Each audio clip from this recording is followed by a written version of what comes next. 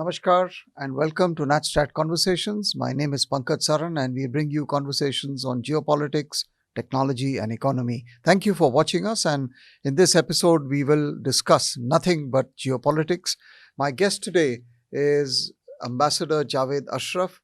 Ambassador Ashraf is a young, highly accomplished diplomat who's held very sensitive positions. He's worked in the Prime Minister's office with Dr. Manmohan Singh, with the current Prime Minister Shri Narendra Modi, and has also served in the MEA in different positions. He served just a few months ago as ambassador to France for 4 years, and before that he was our High Commissioner to Singapore. So he has seen a lot of the world in different positions. He's also handled the Americas desk and so on. So Jawed is the right man to discuss the predicament we are in today, the geopolitics of the world and where India stands. So Jawed, welcome. Well, thank you, Ambassador. Thank you very much for having me. A great pleasure to join you today. Wonderful. We go back many years. Yes, we do. Thank you. Yeah. And I've learned a lot from you and followed you actually into the Prime Minister's office. Excellent. So thanks for taking time out. And I want to begin, and I don't want to waste time. Let's go straight to the heart of the matter. What's wrong with the India-US relationship? What's going on? Tell me and tell us what you think. You've served many years on the Americas desk, in the PMO, etc., etc. Let's start with that.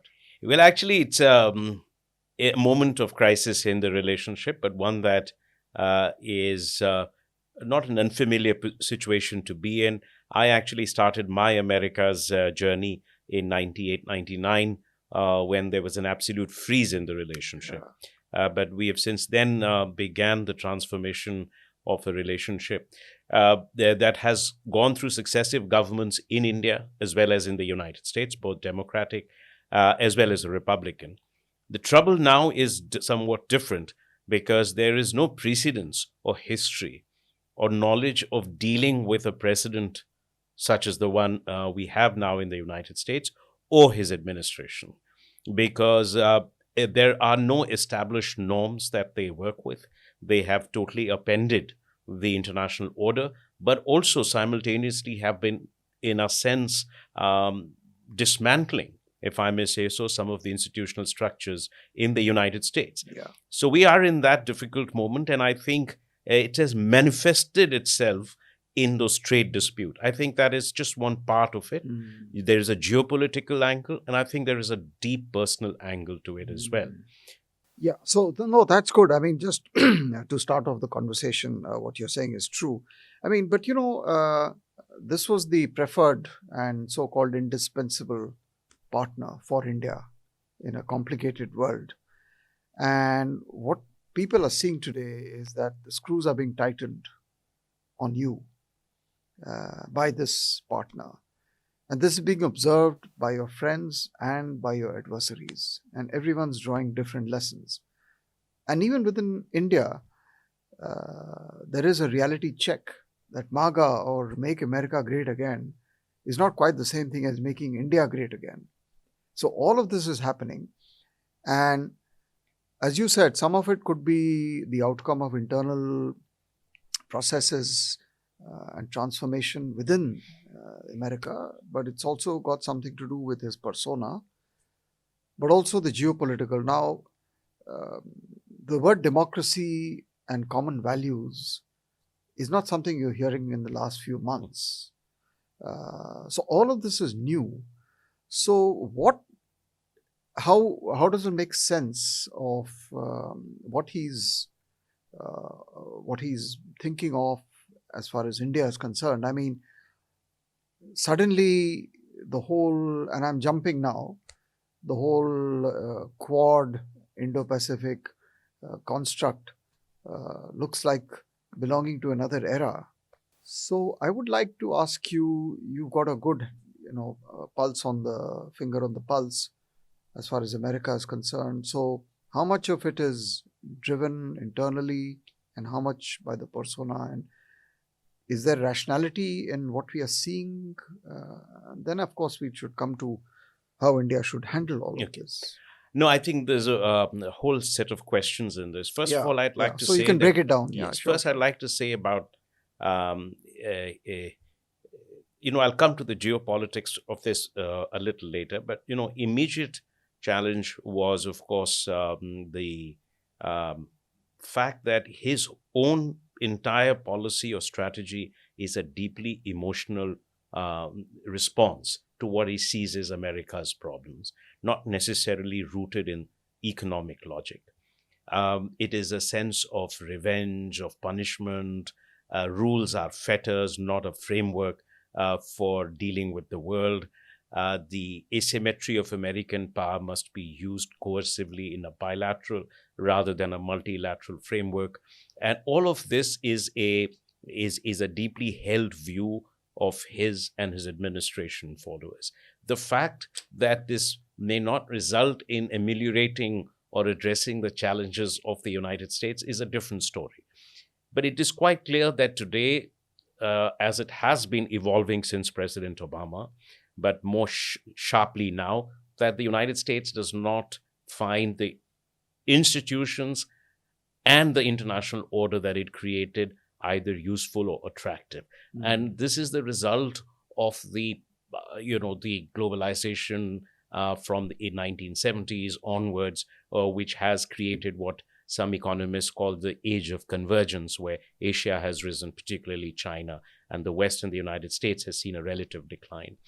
What the real problems are, for example, since Reagan era, you've seen complete outsourcing of manufacturing, but also complete demolition of social policies that could have provided cushion to the working class, which now is, of course, expressed itself in an act of great rage in support for him, which he has exploited.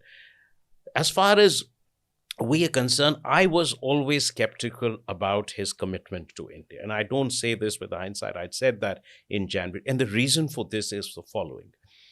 His approach, and United States-India relations has had one very important pillar, which had to do with China and the overall geopolitical environment in the Indo-Pacific region.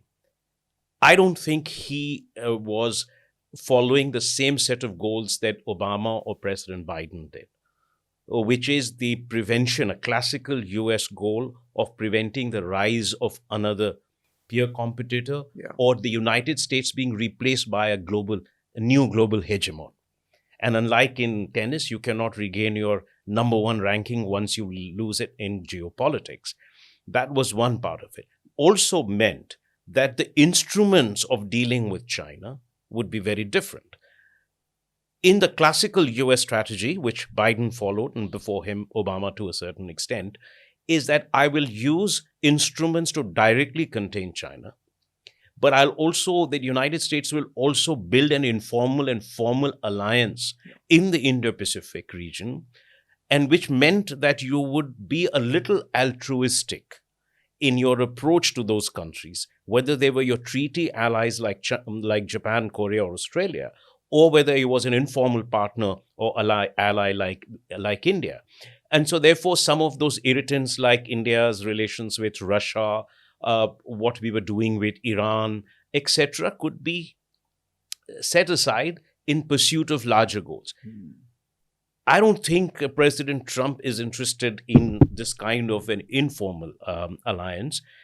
He says, my problem with China is essentially that it has hurt America, and that if I can strike a deal that will enable me to pursue my economic objectives of making America great again, then I'll go ahead and deal with China in that respect. And he doesn't think he needs us. Remember, Japan and Korea, which have been for 7 decades, the key pillar of their Asia-Pacific or Indo-Pacific strategy, were the first to get the letters from President Trump. So he'll deal with China entirely on his own. He'll deal with India's relationship, Japan, Korea, entirely on its merit. And therefore, the space for tolerance in this was shrinking. We sometimes, the rhetoric of the defining partnership of the 21st century, etc., which look very good in joint statements, seem to sort of blur the reality of some of the hard choices that they are going to make. I mean, he started on a very agnostic position vis-a-vis Russia. completely contrary, in fact, in a sense, very favorable Yeah. towards Russia. Yeah. But he didn't have the patience to see this through. It was a kind of an intuitive relationship, and one in which he felt he has not been, in a sense, reciprocated. I would say that that is one of the sources of irritation for him at this point of time, which is that um, he has appropriated to himself the credit uh, for the uh, for the ceasefire between India and Pakistan. He has repeated that nearly 30 times. We have repudiated his claim on every occasion, and rightly so. But that probably has hurt his ego. He's been repeatedly saying that we don't get enough gratitude for it. So some of his anger, and the third part of this is that I don't think that something like a agriculture or dairy, they have been sticking points when you were in Yeah, joint yeah. secretary in the prime minister's office during Correct. President Obama's visit. Absolutely. They've been there, but we had made enough concessions for him to have taken credit and to say we've got something that no previous president of the United States got.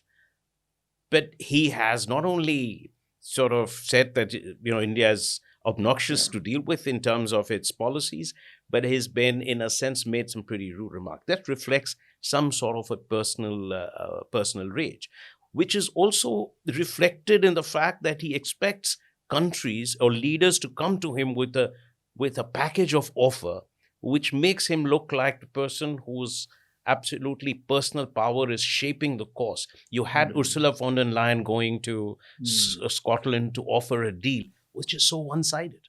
I mean, how can EU realistically, a EC president say EU will invest 600 billion?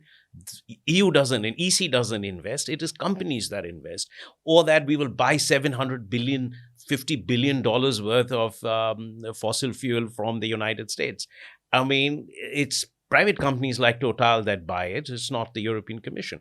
But he likes these headline grabbing offers on a plate, which by leaders coming to him and saying, we see your power. It enhances his sense of personal power. It's, to him, seems to send a great message. So this kind of you remember we had some sort of a deal already in place. So it went up to him, and he is, in a sense,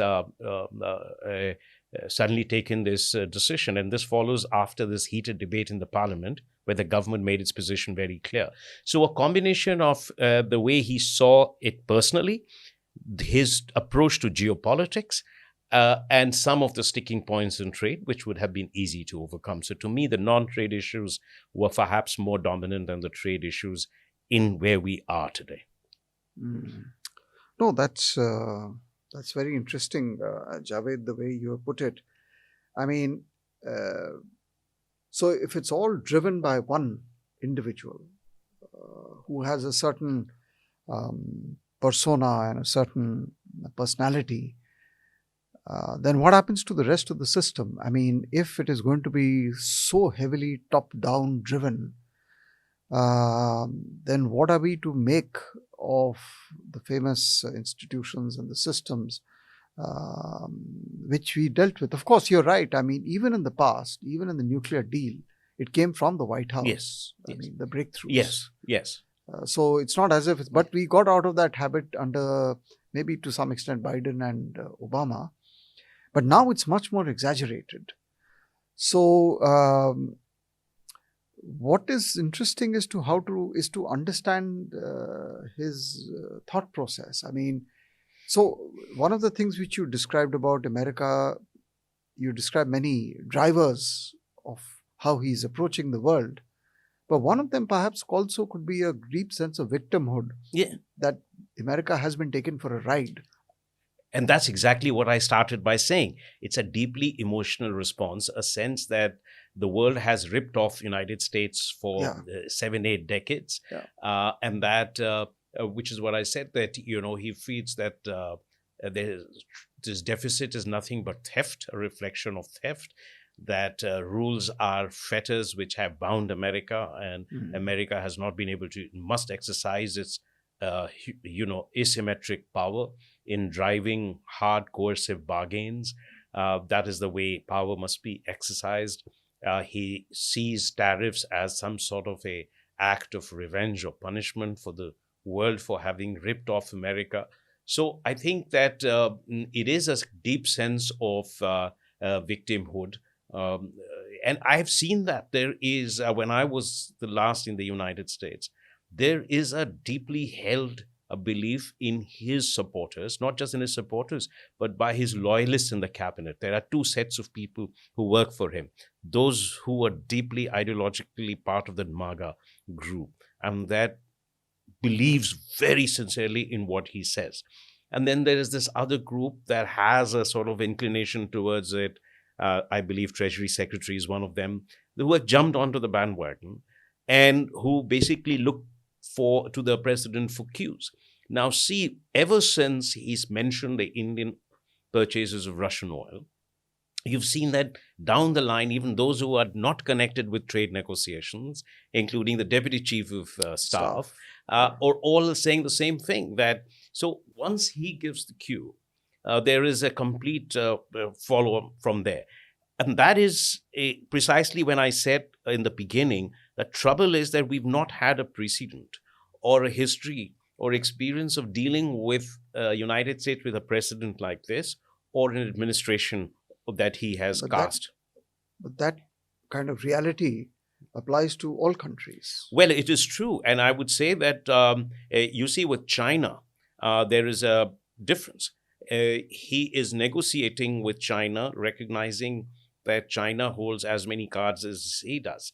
I mean, the prohibition on rare earth, for example, brought America to some sort of a realistic assessment of its own vulnerabilities. But let me just, at this point, so we are focused completely on one man, the president personally. Yes, yes. Right? But I want to also then bring up two recent commentaries that appeared in US publications by people who watch India, who have kind of written about India. Now, different approaches. One, of course, commentary talks about India's major power delusions and the fact that questioning whether what India is doing converges with US interests. Yeah. So, and the second one talks about the fact that India has basically been a free rider, and it's time for India to give back to the United States because it's just been a one-way street. So these are not Trump people, but this represents a certain Washington view, which is now being expressed openly. You're absolutely right. But I wanted to come to this point to bring up another issue, but why I think it is a little different under the new administration with President Trump.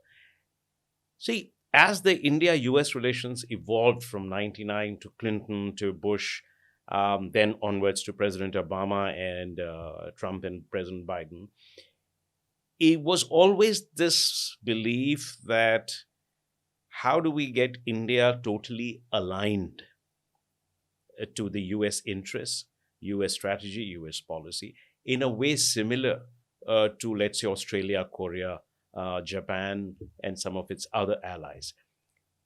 But there was also this contrarian point of view in the administration earlier that India is a sui generis relationship.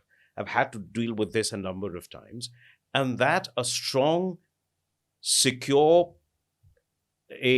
advanced, or developing India is in US interest, because acting independently or in coordination with the United States in pursuit of similar objectives in the Indo-Pacific region, that we can advance our shared interests. That United States and India do not have to be necessarily allies in the old-fashioned way. But this tension has always been there.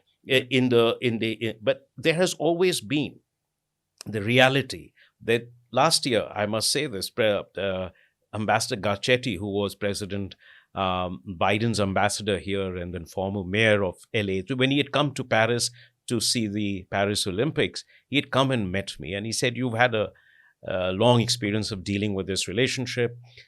What do you think will take us to go to war together, or to engage in military combats together?" So that is a sort of an expectation Yeah. also.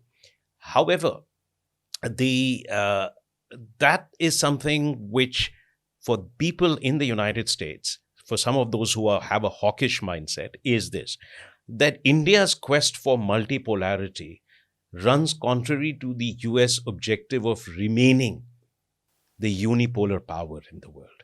And that US pursuit of its relationship with Russia or Iran, etc., is a source of tension and irritation for us.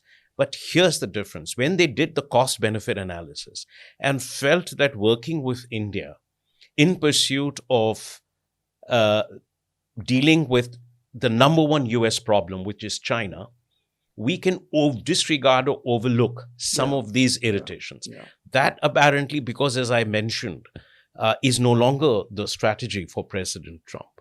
That no longer is such a important card for them. So this is why I think there is also a limit to how far India and the United States can go in terms of their relationship, if we do not have some convergence on expectations and parameters of those relationships. Yeah. And it is very important for us, even when the heights of the relationship, to sometimes dial down on the rhetoric on both sides And the and expectations. the expectations, because that kind of fuels a feeling that, where we can do things that we are actually inhibited from. You remember in 2003, at the height of this new surge in the relationship after the post Pokhran freeze, there was a lot of US pressure and offer started with culminated in pressure to send troops for peacekeeping troops Iraq. to stabilize Hmm. Iraq. And they were offering us most of, I mean, there was a section of the Indian intelligentsia, strategic experts that were backing it. The Yeah. political leadership in India was Yeah. not in favor Yeah. of it.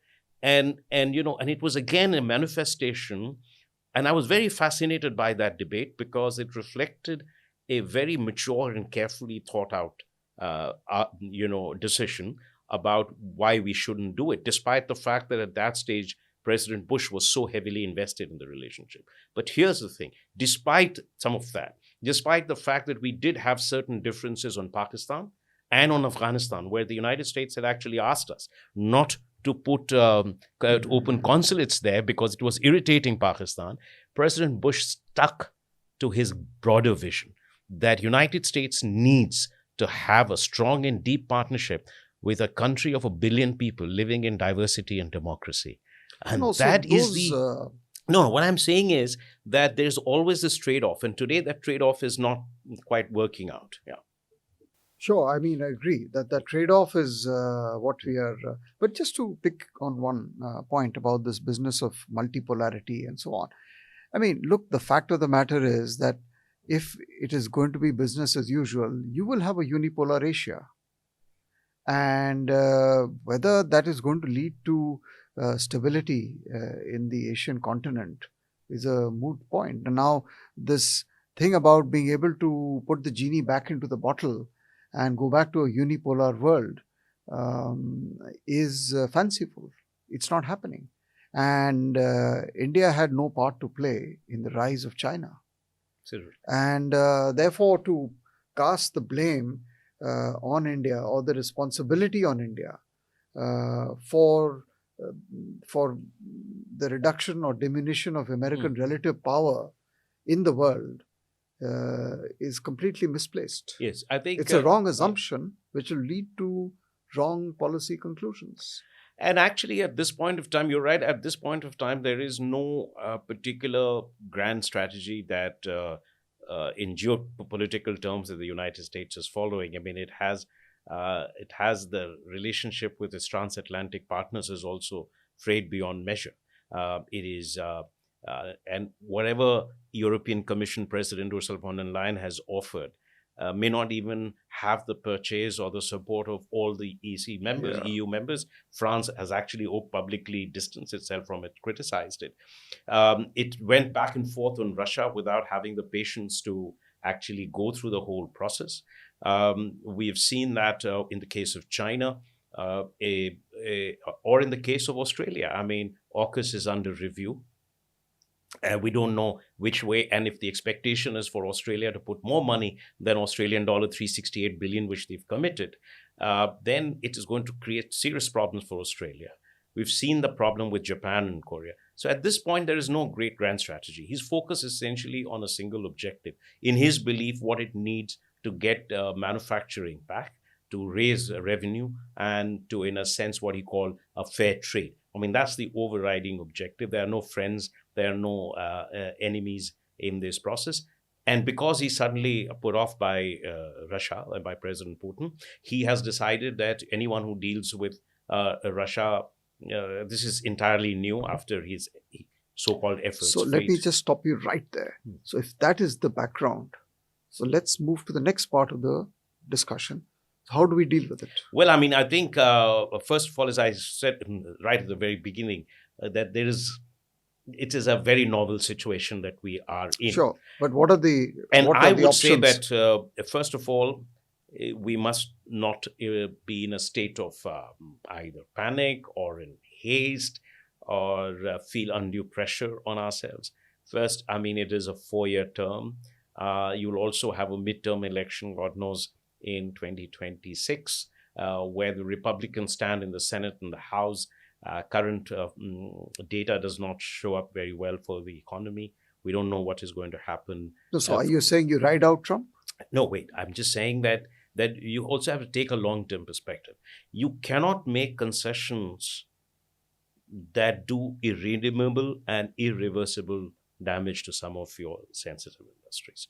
Having said that, it is like a linear programming problem, maximizing in 3 kinds of constraints. There is a domestic political issue for us as well. There is a geopolitical issue, constraint, and then there is the economic constraint. Okay, we have, I think, been very bold in terms of the offers we have made to the United States. There will always be a red line around the agriculture, dairy sector, and some of the other small scale and medium scale industry. It is politically impossible. That's one part of it. So we have, but that is already known to them. There's nothing more we can do. We've also indicated that we'll buy more energy from them, but you can't keep buying defense equipment ad nauseum. And there's also security dilemmas that we face in that, and that's another subject of discussion on export controls and from the United States. That's a separate issue.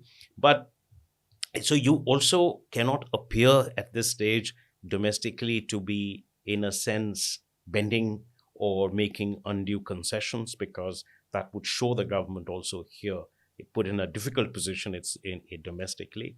That's one part of it. As geopolitically we are concerned, I mean, those compromises are very hard to make. Even in 2012, there was intense pressure from President Obama's team to switch off purchases of oil from Iran. We said, you will make it difficult for us to import from Iran, but as a matter of policy, we are not going to stop doing it. So, geopolitically, also, this is something which is not possible for us to compromise on. But geopolitics is so fluid as far as President Trump is concerned. He might suddenly find a way to work with. So our approach is the right one at the moment. We are not getting involved in war words. We are not sort of joining issues with them. We are focusing on statements of facts. We are focusing on restraint. And we are also conveyed our openness and readiness to continue engaging with the United States on a fair, equitable, just, and mutually beneficial trade agreement. Yeah. Good. And that is, at this point of time, all that we can do, even as we continue to pursue our basic strategy as far as geopolitics is concerned. Okay, but then do we stop buying oil from Russia? No, we cannot. And what do we do with China? Do we look at China through different eyes, through different lens? Because if all moving parts are moving and you don't know where they'll come to rest, if at all they come to rest, then how do we then look at China? I mean, one of the views I've always had is that for the first time, independent India has a major power as its immediate neighbor. And you have to accept the reality that China will fall into the category of a major power today.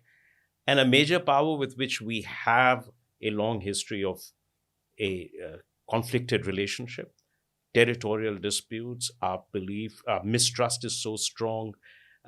We've seen China work with our neighbors in a way that is inimical to our interest, to put it mildly. We just saw that absolute fusion of operations vis-a-vis India in Operation Sindhu with Pakistan. We've seen them try to contain our rise in global institutions, so on and so forth. There's a problem relating to sharing of water data, trade deficit. All of that is there. But underlying all of this is deep mutual mistrust and, I would say, estrangement. That is not a very comfortable situation or a viable situation for us to be in. The asymmetry of power has to be accepted for us. And I think that what we need to do with China is to continue to find a modus vivendi to work with them, at least maintain that process of dialogue, lessen some of the tensions. And on the economic side, we need to find ways to keep working with them. I would say that the view in peninsular India and the coastal India would be very different from the view in Delhi, where we are more concerned about geopolitics. People in the coastal areas are more concerned about trade. And if we want to be part of the global value chains, if we want to be a great manufacturing hub, it is impossible today not to have some sort of a trade relationship with China. I mean, that is a reality. In a recent article, I've pointed out that global value chains today account for 50 to 70% of the trade. 60%, 20% of that is in what is called bottleneck products. 66% of the value of those trade in bottleneck products comes out of East Asia and Pacific. Of course, we need to focus a lot more on reviewing and revising our CEPA and SICA with Singapore, with Korea, with Japan, build on what we have with Australia. We'll also have to find a modus vivendi to work with China, try to engage them in a way to lessen tensions and see where we can cooperate on the economic side. So do you think the kind of approach, the Trumpian approach of the last 6 months is making people here look afresh at the whole China relationship? I think I do see a certain higher level of momentum and opening we've just had. I mean, let me put it the other way around. I mean, is he at all bothered if India were to pivot to China?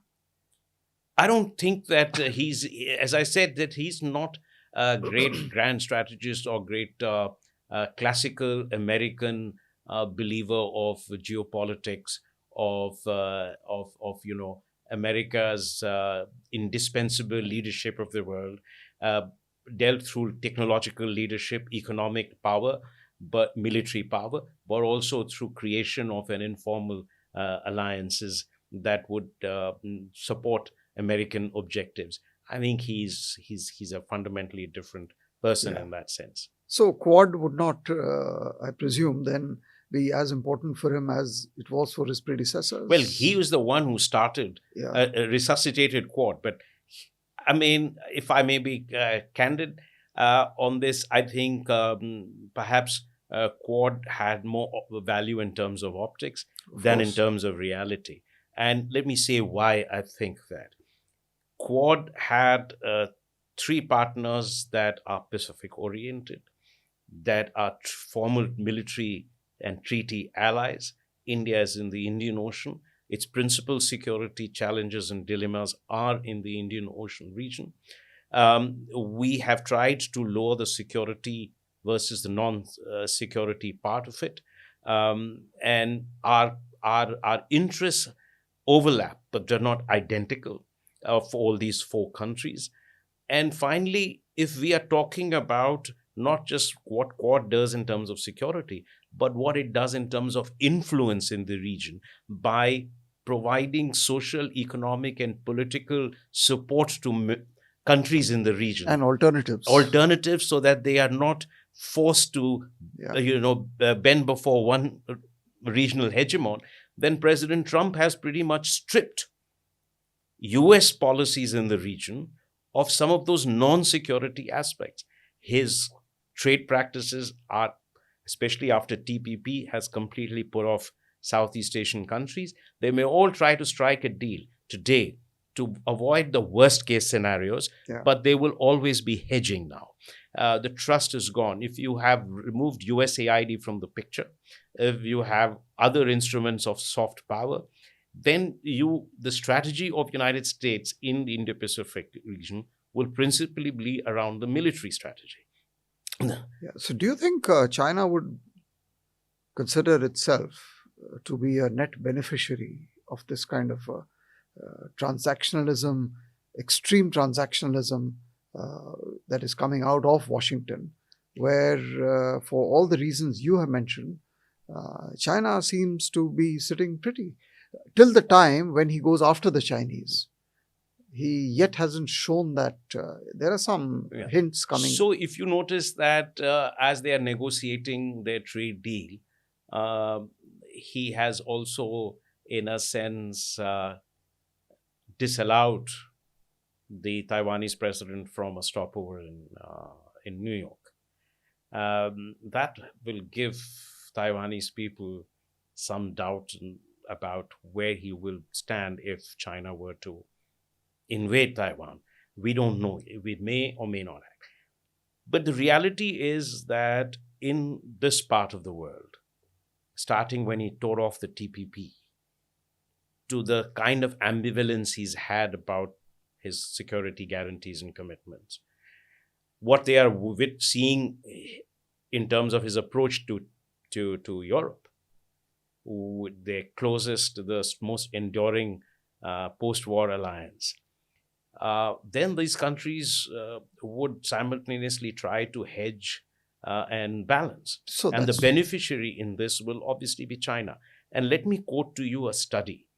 Every year, and this is very interesting, in Singapore, there is an Institute for Southeast Asian Studies, a very, very respected institution, which since 2018 has been conducting a survey across the 10 ASEAN countries of all the opinion makers, politicians, senior government officials, business leaders, media, etc., about attitudes. And one of the aspects of the survey is about their perception about ASEAN's major partners.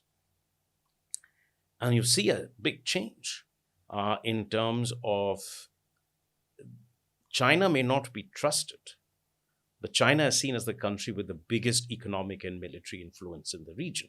Now, United States is also not trusted. The countries that are trusted are Japan, Korea, European Union, because they're seen to be benign powers. But clearly you can see that shift taking place.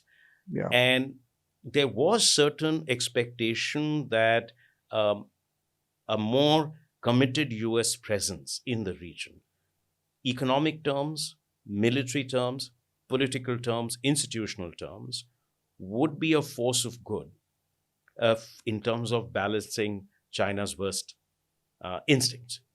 But it remains to be seen if that can sustain in itself in the way President Trump has gone about dealing with the relationships in the Indo-Pacific region. So China is showing itself, and particularly, it's just been walking out of multilateral institutions now, which China is very happy to capture. I mean, you've seen UNESCO, you've seen WHO. And in UNESCO, when I was in Paris, I could see the extraordinary influence China has now in that institution. Of course, we haven't discussed the Russia question, but he started off with a certain very definitive posture towards the war in Ukraine, towards Russia. But in the last couple of months, he has kind of been flipping and flopping on Russia. But that's another story about Russia. And, he initially, the ideologues started like Elbridge Colby, etc., about the reverse Kissinger or reverse Nixonian moment. But so that was like a breath of fresh air from the Biden period. But I don't know where that's going today. So there is confusion even there about where Russia fits into this whole thing. But any comments? Yeah, you recall it was here in NatStrat. It was it February or March? You had an American expert here Yeah. on Russia who spoke about it, and I raised this question. At that moment, there was a lot of optimism about a détente between Russia Yeah. and the United States, of a new relationship, etc. I raised this question: how long will this last? What is President Trump's definition of success? What will be the point at which he will say it's not worth it anymore? Because he doesn't have the patience for the long haul. He needs instant gratification.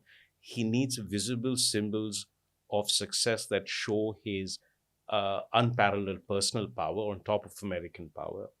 But to me, it seemed too simplistic and naive that President Putin would play along with this.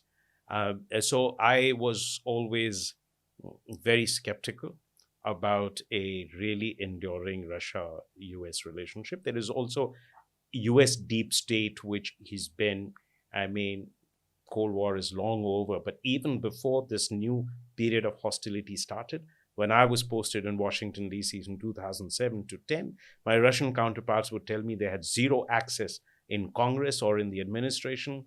And my friends in the Congress and the administration would tell me that no, we will still see Russia as an enemy. So there is a deep institutional bias in the same way that we see in some other relationships. But my own view is that the jury is still out on, given his mercurial temperament and his proclivity to make deals, if Putin plays along, you never know how the end of the year could look like. So I'm not talking about a détente, but I'm talking of a relationship which will look quite different from what it does today. You're right. And this is why I haven't come to put President Putin. To my mind, he has the main cards in this relationship and in how it proceeds. It's up to him. You see, he has seen the worst of the past 3 years. Since February 24. But there's also this whole contradiction which we witnessed in the last few weeks about how he's going after Presidents Obama and Hillary Clinton on the whole 2016 election in the United States, in which he was kind of stigmatized for taking Russian help and to stealing the election. So that also is happening simultaneously but I think, within the United States. Yeah, but I think that is more of a distraction from the Epstein files. I think that it's not entirely a coincidence that it is taking place at the same time. We'll have to see where that leads. So far, it has been a lot of noise, a lot of innuendos, and a lot of insinuations. But we'll see where that goes and what it means for him. But as I said, there is no fundamental reason for United States and Russia not to at least have a relationship.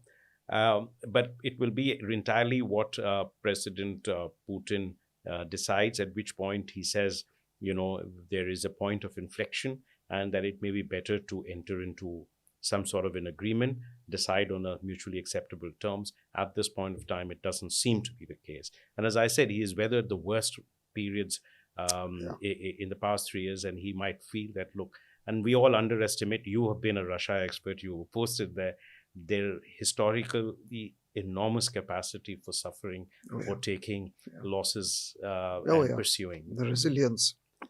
I want to come to Pakistan. Because we cannot have a discussion without Pakistan, unfortunately. So what do you make? I mean, what should we be making of the last few weeks on US-Pakistan? I mean, the Pakistanis are so happy and they think that they've arrived at some kind of strategic parity with India, which is fine. I mean, they're welcome to their views. But how do you read this? I mean, how transactional is it, and so on? Well, what do we do with them and with the? Well, first, there have been different.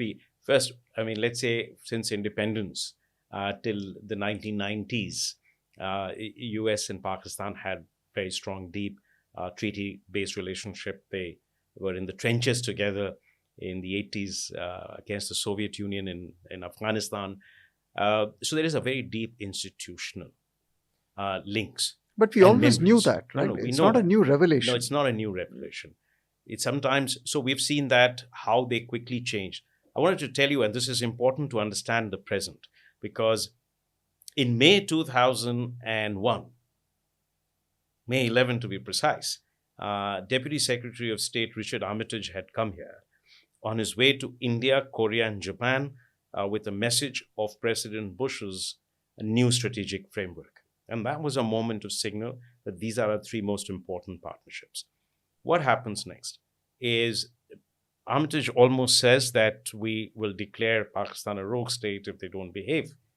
9/11 happens. There is an absolute U-turn. Yeah. Right? They tell us instead that don't piggyback us in your fight on terrorism. President Musharraf strikes a bargain. You can go after Al-Qaeda. You will have to leave Taliban aside. We'll contain them because they didn't attack you. And we're not going to do anything about Kashmir targeting groups like LET and JEM. We can't handle so much. And so it went on. The point I'm making is that there can be these sudden shifts. We should have taken cognizance of the fact that in January, President Trump made a mention of Pakistan and appreciated their counterterrorism cooperation in the State of the Union address. So Pakistan is a useful role. In a sense, you need like a local police SHO who needs a local role, appliant role to do his job in terms of security and things. The henchman. Yes. So here's this person they need them for their counterterrorism. This Islamic State Khorasan in this region, they feel that that's one part of it. So they are going to work on it. There is Iran issue, and Pakistan is the neighbor. At the very least, they don't expect a cooperation, but at least there's some sort of a stability on this border so that they can focus on Iran. There are some groups that operate out of Pakistan territory against Iran. There is continuing efforts to try and wean them away from China. And of course, this promise of this purely personal relationship. I mean, this is one aspect that we didn't discuss, that when I said that this is no history of prior experience of dealing with this administration, is that so much of it is informal. So much of it is linked to families, networks, and connections, rather than the formal institutional structures of Pentagon, White House, National Security Council, or the Department of State or Department of Commerce. And so they have had this agreement on cryptos. They've had this promise of oil and of critical minerals in Balochistan and all of that. So United States being a major power, and particularly in this way, transactional relationship, can do these kinds of U-turns and find a way to work with it. Remember, they have never given up on Pakistan. It is always been something which, vis-a-vis us, they have always had this friend-on-friend policy. They've never allowed our security cooperation to in any way impinge on their relationship with the state of Pakistan. They have given us information and help and support as far as terror groups are concerned, but have never implicated the state of Pakistan in this or so that friend-on-friend policy has been there. So it was dormant, but it was always there. President Biden had almost President Trump in his first term. And then once, especially, they withdrew from Afghanistan, they saw no need for Pakistan. No, but he worked very closely with Pakistan to get out of Afghanistan. Exactly. And after that, what happened is that they were, in a sense, and President Biden had his own, base to consider. So that didn't what does all this imply for Pakistan's attitude or behavior towards India? My sense has been this, in very simple terms.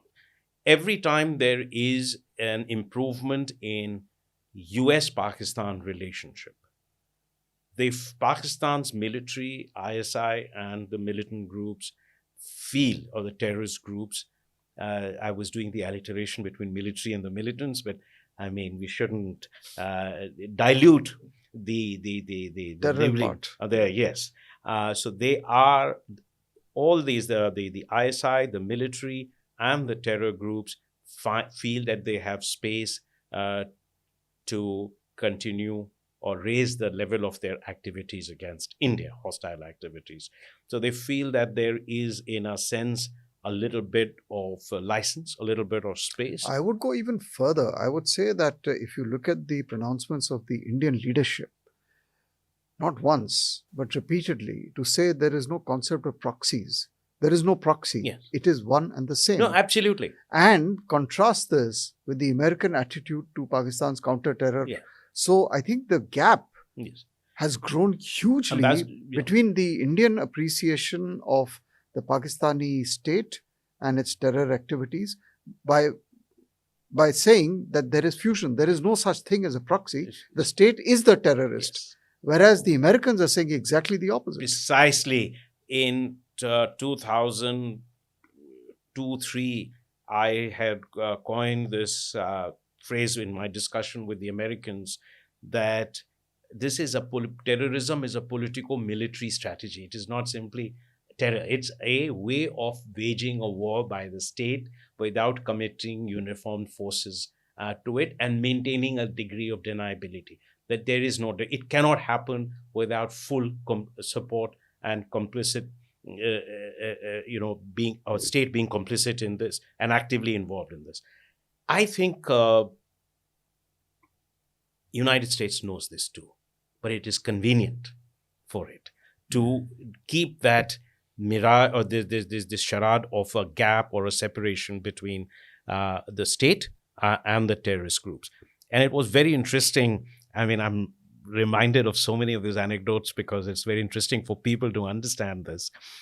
In 2003, because of this rampant proliferation barter that was taking place between Pakistan and North Korea, uranium enrichment technology for the Shaheen, for the no-dong missile technology, which became Shaheen, when it became untenable for United States to not do anything about it, and by the way, they were using C-130 aircraft, US aircraft, via Beijing.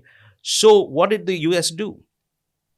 For the first time, they sanctioned North Korea under Section 73 of Arms Export Control Act, but used a completely specious executive order to sanction Pakistan's without linking the two.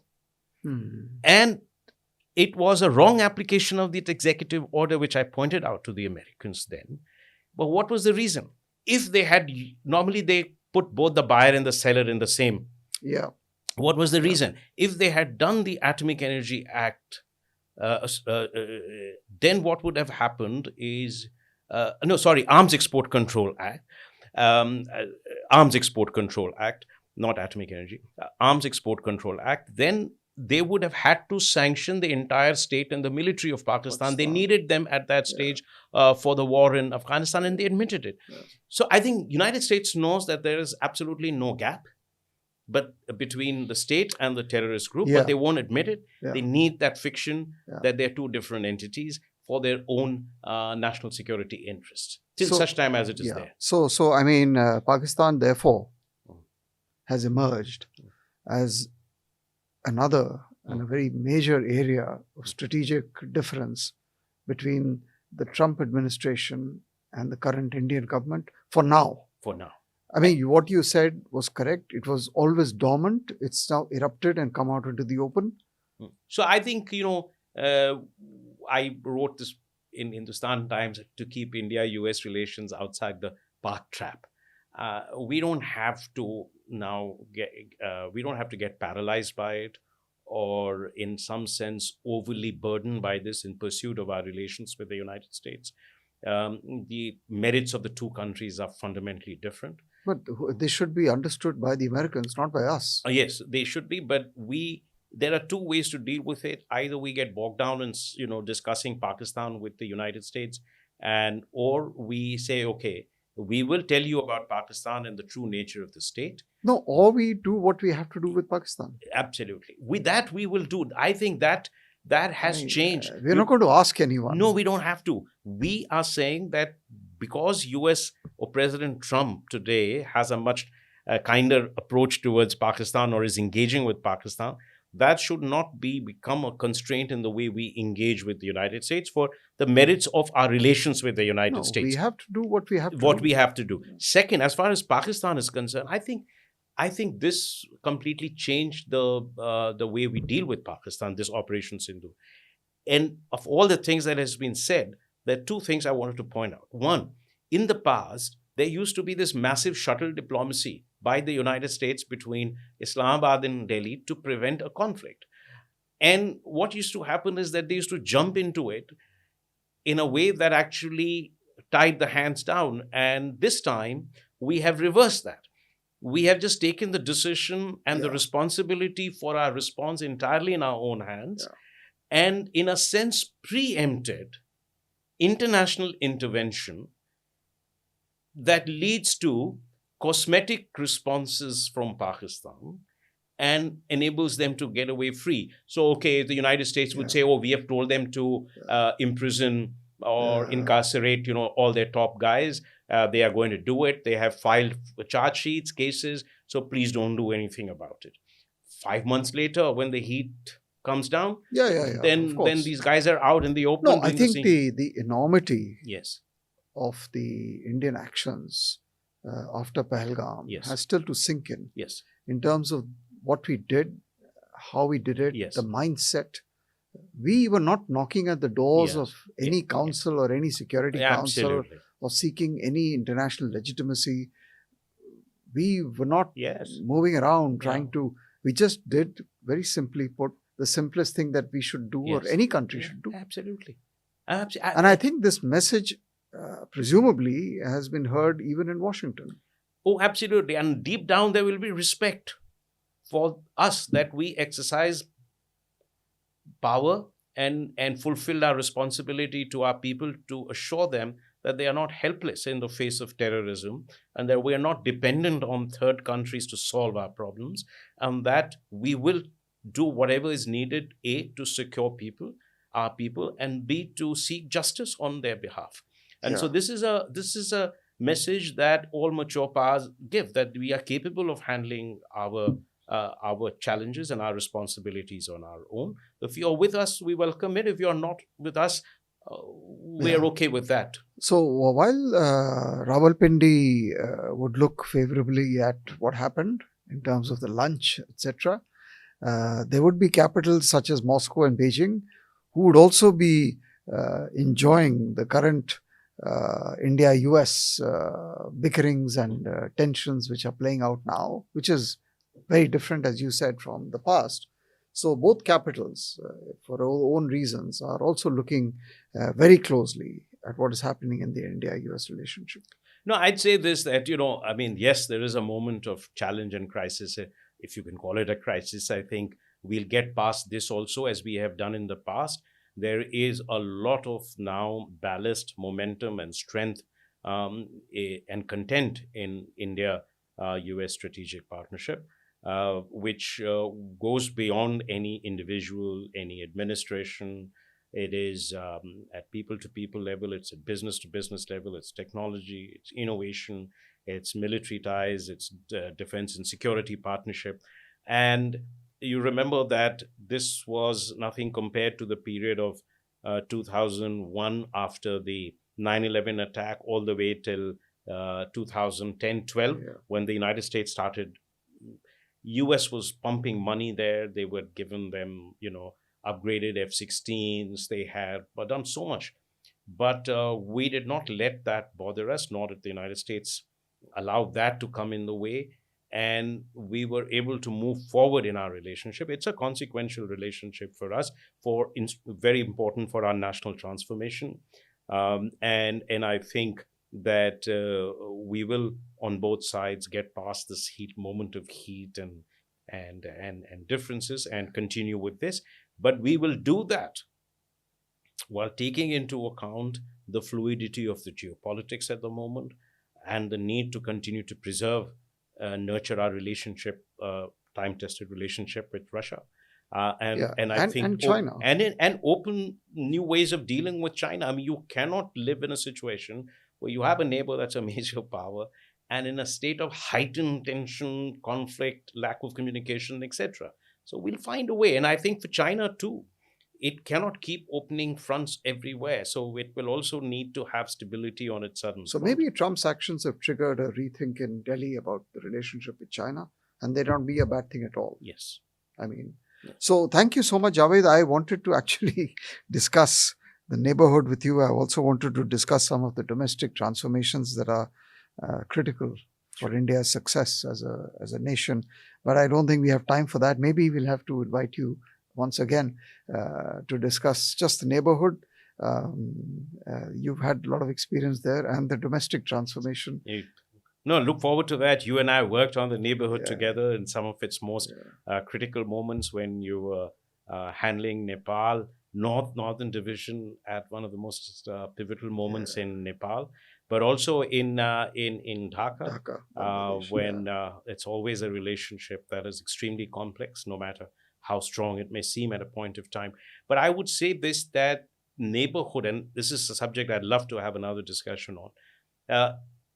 For every country, the neighborhood must be the top priority. So a lot of food for thought. This is a Yes. precursor to what we can discuss Right. the No, next time around. Absolutely enjoyed it and look forward to doing it again in the future.